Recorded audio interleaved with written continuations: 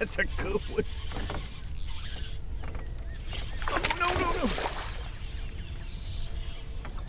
And here I don't have my net.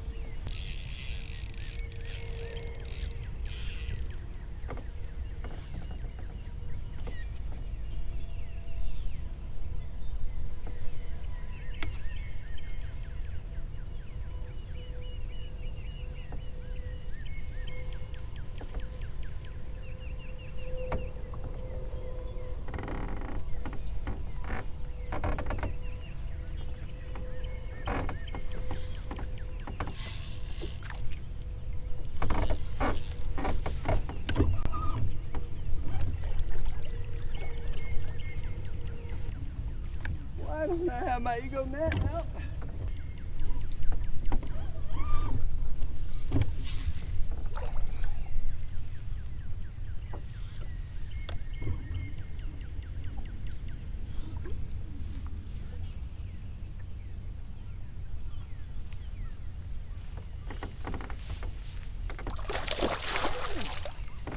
Little backflips.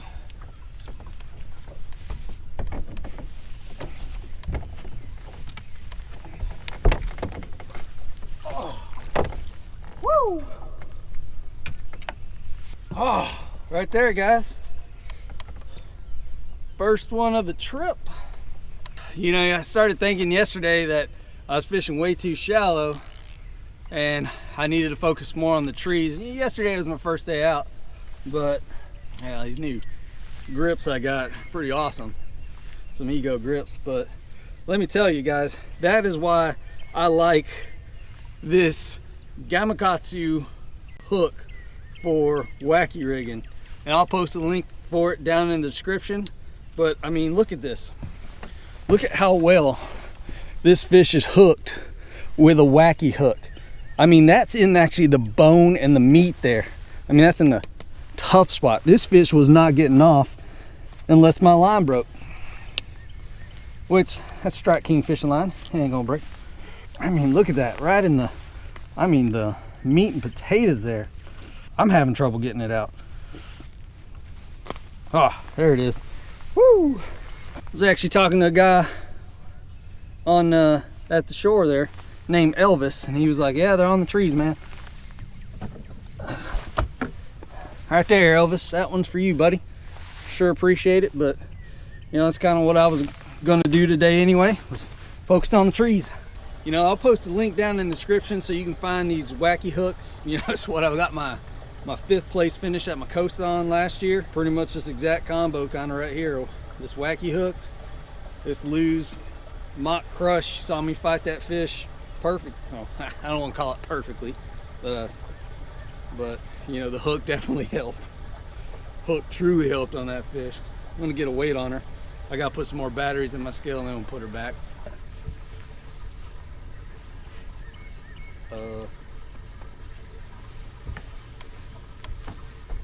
Where's my net?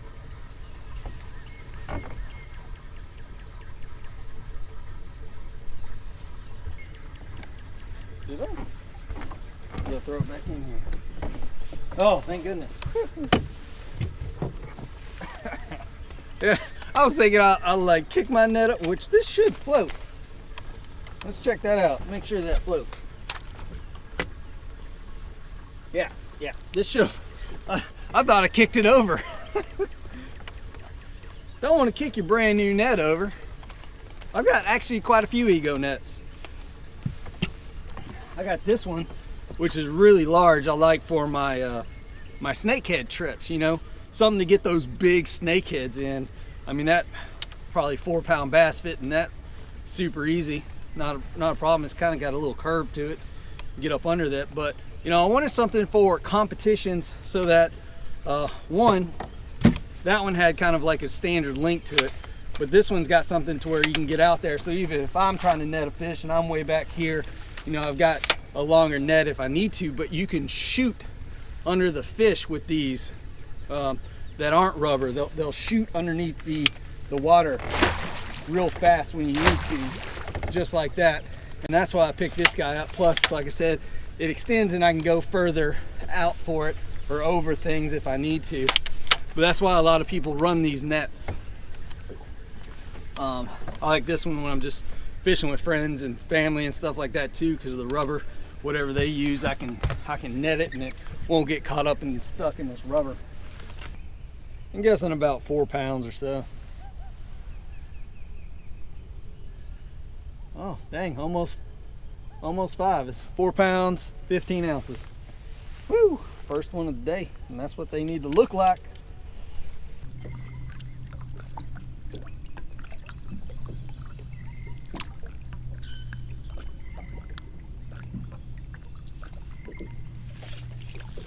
Got him that time.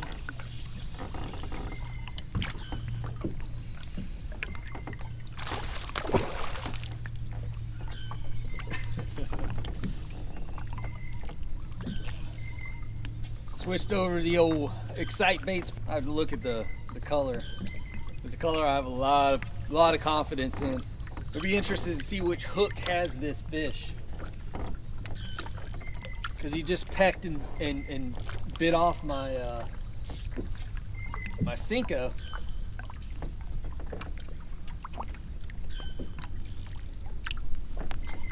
Well, what's interesting too is that that tree is in about 1.5 feet of water.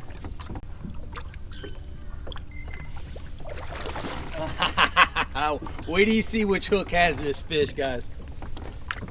When they're finicky like this, one of the best ways. I learned this from watching Cody Meyer. Get that net. And it absolutely works. You will catch more fish doing it this way. And you're about to see the proof in it right here. Absolutely right here. Let me show you. Ready? Right here. Look at where my shaky head's at. Look at the hook that got this fish. All right. I did a whole video just on this. And let me tell you, you do this one thing, you'll catch a lot more of these shaky head fish like this, especially during this time of the year. This is just one of those tricks that I love to use. That's just a drop shot hook. Matter of fact, I cut my drop shot off while ago on this rod, tied this shaky head on, and then just sit here, rig this up while, you know, I got a bite maybe about 3 to 5 minutes ago. Rig this up. Oh, popped right out. But let me tell you guys, that's the difference. It was this stinger hook on this shaky head that got that fish, because what they end up doing is just picking up that tail. And I could tell when he bit that off. Remember, if I go back and I was talking about in Texas, I'm gonna let this guy go. Yeah, maybe 2. Maybe 2. Actually, I kind of want to put him in there just in case he's spawning. If he's spawning and that female moves up, because that kind of pecking at it, that's, again, you got to be able to write a book on this, guys. So let's just drop him in the box real fast. We're gonna stay right here, stay quiet, stay parked. Have the net handy that time. But like I said, this is my Senko. He bit that off. Actually hit it twice. So both times I've caught fish on these trees, they've hit it twice. And it's been fairly quick when it happens. That time he bit it off. If you go back to my Texas videos when I was talking about, man, you got to be able to write a book on it. That other fish I caught was in deeper water. I was hitting some of these trees just thinking about, like, what's in deeper water. That doesn't fit the pattern. Oh, nature. Gotta love it. But when you're doing this presentation, you know, it really helps to have a worm that has a high floating action. This is the Excite Baits Red Bug. This is my go-to shaky head. I mean, I've got them in basically all different colors. Got plum, black and blue, but those are my, you know, even a red tomato. I wanted to see if they would hit another color or even be a little bit more, see what they would do with a different color than green, because that guy told me, hey, Elvis, when I talked to Elvis up there, he was like, yeah, they're biting on a watermelon red flake Senko. which, I mean, again, for the guy to just like knows I'm out of town, clearly knows I'm out of town, to just give up information like that, I mean, that's pretty awesome. Again, I was going to focus on trees today anyway. That was part of my plan. Didn't do that yesterday. I just kind of ran in the backs of pockets. Found the water to be about mid 60s back in there. Main lake area is still in the kind of 50s, even though right here, let's check it real fast. All right, right here in this little pocket that's actually got wind blowing into it, it's about 60. So I'll help you guys out. And on another Excite Baits red bug color. I'm pretty sure a green pumpkin would work pretty good right now. But that's just a little mosquito hook, guys. It's nothing fancy. I use 15-pound leader right there because that's what I had. I mean, you can make this your own. Upsize it. Maybe you're throwing braid and you want to use braid or something like that. Braid floats. So there you go. You know, there are ways to do this to make it your own. And I mean, just reading that bite too was what made me not even throw back in there with another Cinco. I said, nope, I'm gonna sit down, rig this up, because I wanted to have it rigged up anyway for doing this, and I was like, that's what that bite tells me. I just hook it right there into the to the tail, you know. And when I hook it, you know, I hook it down, because you wanna think that they're gonna bite it like this, and then pick it up and move it. It's exactly what he did, and that's why if this thing's pointing down when they bite it, that hook is already in their chompers.